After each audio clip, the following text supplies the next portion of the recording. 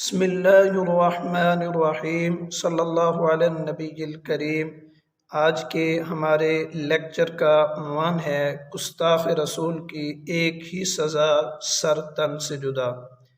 محترم سامعین، سیرت کی کتب میں ایک واقعہ نقل کیا گیا ہے، اس کا خلاصہ بیان کرنے کے بعد میں اپنے موضوع کو ثابت کروں گا۔ محترم سامعین، واقعے کا خلاصہ یہ ہے کہ ایک صحابی ہیں عمیر بن عدی رضی اللہ تعالی عنہ نے بسم اللہ الرحمن الرحیم صلی اللہ علی النبی الکریم۔ آج کے ہمارے لیکچر کا عنوان ہے گستاخ رسول کی ایک ہی سزا، سر تن سے جدا۔ محترم سامعین، سیرت کی کتابوں میں ایک واقعہ نقل کیا گیا ہے، اس واقعے سے ہمارا یہ لیکچر ثابت ہوگا، اس کا موضوع ثابت ہوگا۔ اس واقعے کا خلاصہ نقل کرنے کے بعد میں اپنی بات کی طرف آؤں گا۔ واقعے کا خلاصہ یہ ہے کہ ایک صحابی ہیں جن کا نام ہے عمیر بن عدی رضی اللہ تعالی عنہ۔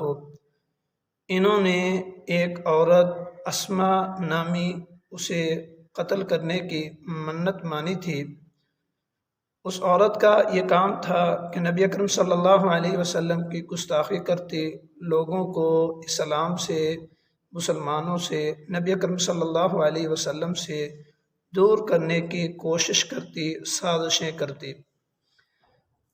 اس صحابی عمیر بن عدی رضی اللہ تعالی عنہ نے جب اسے قتل کر دیا، اس کا سر تن سے جدا کر دیا، تو نبی اکرم صلی اللہ علیہ وسلم کی خدمت میں حاضر ہوئے، عرض کرنے لگے یا رسول اللہ، مجھ سے اس پر کوئی مؤاخذہ تو نہیں ہوگا؟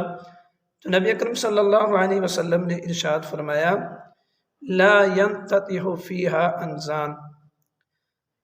اس کا ترجمہ یہ ہے کہ اس میں تو دو بھیڑیں بھی اختلاف نہیں کریں گی۔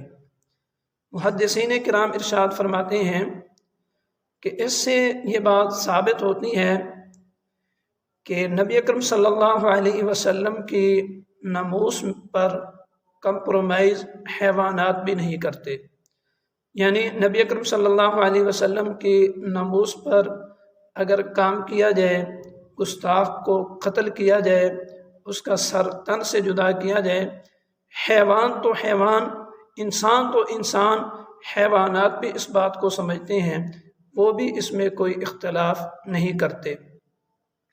تو میرے محترم سامعین، یہ جو نعرہ ہے کہ گستاخ رسول کی صرف ایک ہی سزا، یہ بالکل درست ہے، احادیث سے ثابت ہے، سیرت کی کتابوں سے ثابت ہے کہ جو بھی گستاخی کرے اس کا سر تن سے جدا کر دو، اس کی صرف ایک ہی سزا ہے کہ اسے قتل کر دیا جائے، اسے موت کے گھاٹ میں اتار دیا جائے۔